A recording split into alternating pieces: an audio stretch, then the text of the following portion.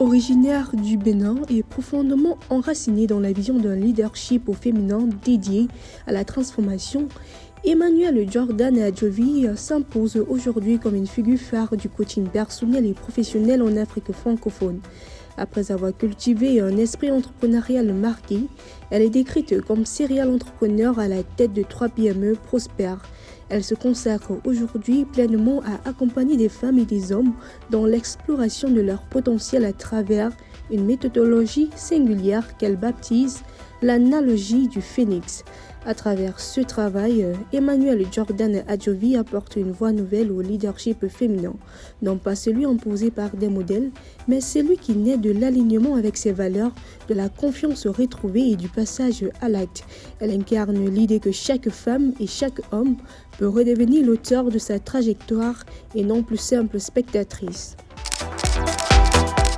Alors, merci déjà d'être venu à mon stand. Je suis Emmanuelle Jordan Adjovi de la marque Emma Style. Ça, c'est pour la maison de mode. Et on m'appelle Madame Tout est Grâce. Pourquoi on vous appelle Madame Tout est Grâce? Parce que je dis tout le temps Tout est Grâce, c'est ma phrase d'ancrage.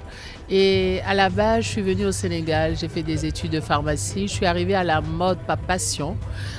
J'ai lancé la maison de mode Emma Style en 2006, le 19 avril 2006. Et c'est ma première participation à IATF. Et je suis très contente d'être là. Je rencontre plein de monde, on network. Je suis madame multicasquette, mais en fait, j'en ai que 4. Et je suis convaincue que chacun de nous, on n'utilise que 10% de notre potentiel, en fait. On devrait pouvoir faire tout ce qui nous plaît.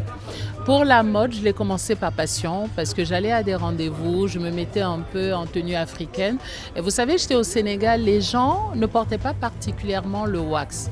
Le tissu qu'on appelle communément wax. Et quand j'ai commencé par créer des tenues pour moi, ça a plu à des gens et j'ai lancé la maison de mode comme ça.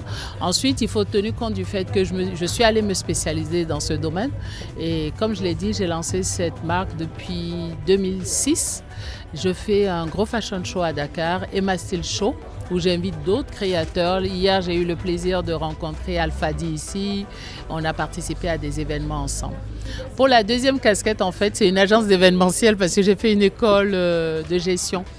Et j'aime beaucoup l'événementiel, tout ce qui est organisation. Donc les gens me connaissent au Sénégal sous cette casquette aussi. Et par la suite, vous savez, quand on est designer et qu'on a un showroom, les gens se confient beaucoup à nous. Donc je me suis retrouvée en train de conseiller, d'accompagner des gens et je me suis dit, j'adore donner de l'énergie aux gens. Donc je suis allée à Québec faire une formation pour devenir coach transformationnel. Et aujourd'hui, c'est un peu mon multicasquing. Sans hésiter, je dirais l'autodiscipline. Vraiment s'organiser, avoir une certaine discipline. Avoir de l'autodiscipline, ça ne veut pas dire se priver forcément, mais avoir un temps pour chaque chose. Vous voyez ce que je veux dire? Et ensuite, beaucoup de foi.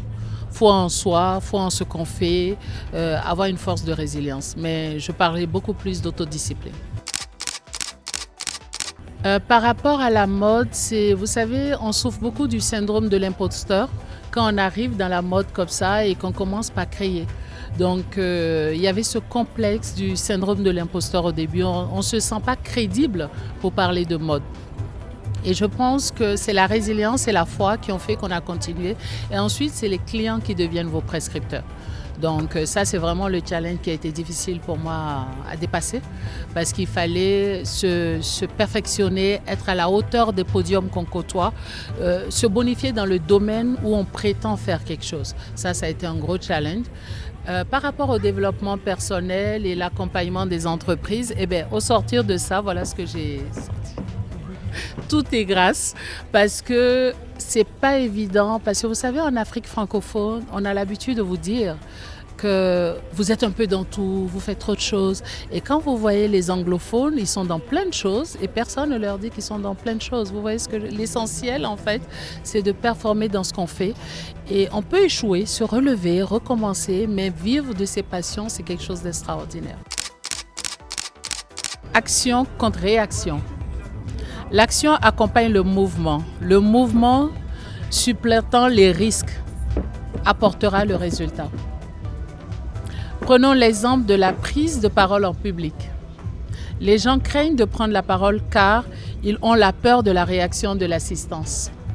J'aimerais insister sur le mot « réaction ». Il signifie, selon ma compréhension, que tout ce qui n'arrive pas n'est que le résultat de notre action initiale. Alors, je vais faire mieux. Quand vous voyez mon marque-page, derrière, vous avez les 12 chapitres du livre. Le livre, on l'a rédigé en 12 chapitres, comme les 12 mois de l'année, les 12 heures du jour et de la nuit, les 12 apôtres du Christ. Vous voyez un peu là où je tends. Donc, le premier chapitre de ce livre, c'est « Nul n'est ce qu'il est par hasard ».